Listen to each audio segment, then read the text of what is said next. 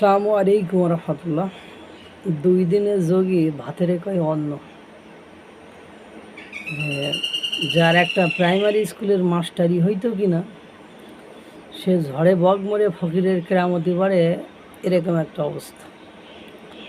আপনারা জেনে অবাক হয়ে যাবেন যে ঈদ উপলক্ষে আসিফ মাহমুদ সজীব ভুইয়া, স্থানীয় সরকার উপদেষ্টা আসিফ মাহমুদ সজীব ভুইয়া গণঅভ্যুত্থানের নেতা সমন্বয়ক ছিলেন। তিনি তো জানেন, সকলে তাকে হেলিকপ্টার উপদেষ্টা নামেই অধিক জানেন।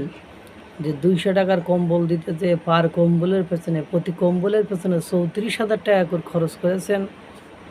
সেই হেলিকপ্টার উপদেষ্টা একের পর এক সেনাবাহিনীকে বিতর্কিত করার জন্য আপ্রাণ চেষ্টা করেছেন। সেই হেলিকপ্টার উপদেষ্টা আসিফ মাহমুদ সজীব ভুইয়া ঈদ উপলক্ষে গ্রামে যাচ্ছিল। সেই সময় এনসিপি, অর্থাৎ ওই যে বলে আমি এনসিপির কেউ না, অথচ এনসিপি স্থানীয় বাজার কমিটি একজন লাইনম্যান, অর্থাৎ ট্রাফিকের মতো একটা লোককে নিয়োগ দিয়েছে।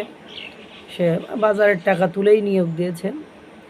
এরা যে সেই বাজার কমিটি সেই ট্রাফিককে বলেছে যে তুই বাজার পরিষ্কার রাখবি, আসিফ মাহমুদ সজীব ভুইয়া আসবে। কয়ে বাজারের অলিগলি তো ছোটো, আমার একের পক্ষে তো সম্ভব নয়, তা আপনারা যদি আর 2-1 জন লোক দিতেন তাহলে আমরা 2-3 জন মিলে এটা পরিষ্কার করে রাখতে পারতাম। কই যে তুই বেশি বুঝিস, তুই একাই পরিষ্কার রাখবি। আসিফ মাহমুদ সজীব ভুইয়া স্থানীয় সরকার ও ক্রীড়া উপদেষ্টা আসবে, তুই পরিষ্কার করে দিবি। আমি কি আপনাদের চাকর না? আমি বাজার কমিটির কাজ করি, বাজার কমিটির কথা শুনবো, আপনাদের কথা শুনবো না।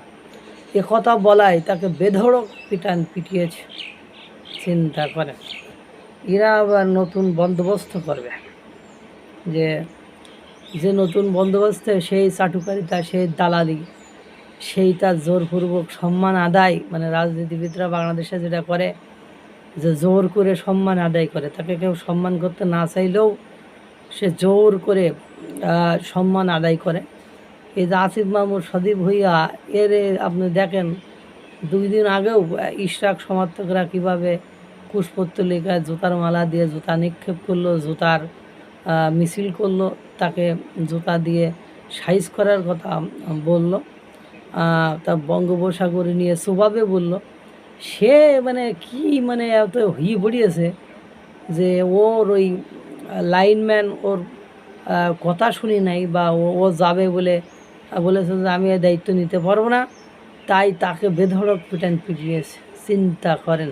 তারপরে আবার সে লাইনম্যান তো বাজার কমিটি দ্বারা নিয়োগকৃত, সরকারের টাকায় নিয়োগকৃত নয়।